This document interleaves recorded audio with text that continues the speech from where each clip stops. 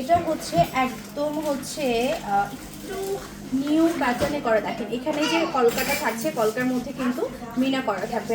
একটা কলকা মিনা, একটা কলকা হচ্ছে মিনা ছাড়া।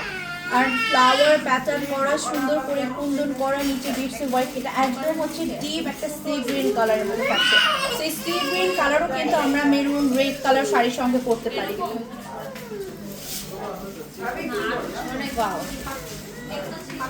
এই হচ্ছে সীতাটা, দারুণ না একদম, প্রতিটা সীতাই মানে দেখলেই ভালো লাগছে, এত সুন্দর করে ডিজাইনগুলো করা।